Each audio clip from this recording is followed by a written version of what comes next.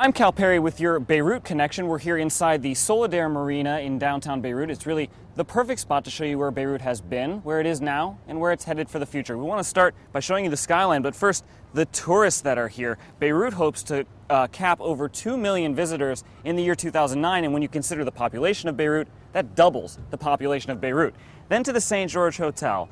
This is a hotel that is along Beirut's Corniche, the famous road that runs along the waterway here in Beirut, and every time you drive past it, you see the damage done by that horrific bombing in 2005 that killed the former Prime Minister Rafik Hariri. But as we move across the skyline, you'll see that incidents like that haven't stopped Beirut from really sprawling. To the Phoenicia Hotel, which is now one of Beirut's finest hotels. Again, packed for the summer. Right behind it, you see a remnant of the Civil War here, the old Holiday Inn, which was battered by the Civil War. And as you continue along the skyline, you can see that the Civil War and the bombings haven't stopped Beirut's commercial district from booming and even more hotels from springing up. This, the Four Seasons Hotel, which is going to open this fall. Beirut has sort of an over-the-top nature to it, and it really is the case during the summer when it becomes so full of tourists. Last night we were at this sort of rave party thing that went till 5 in the morning.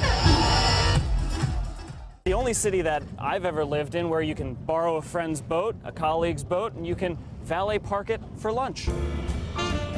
So we've just valet parked the boat at a restaurant called La Plage, and we're now going to get off and we're going to have lunch. Producer Nadal Husseini is going to be first off the boat.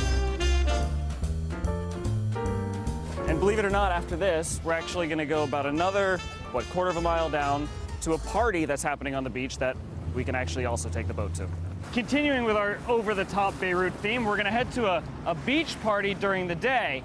But before we get there, I do want to sort of just describe to you the absurd nature of part of what this is. It was just a year ago last May when nearly half the city was completely occupied by Hezbollah and they were running street battles. So when you think about it, just a year later, these places are absolutely jam-packed, and it gives you an idea of just sort of how absurd the situation really is. I don't know what you heard about me, but you can't see. So we hope we've given you a sense of how Beirut is connecting to the rest of the world through tourism.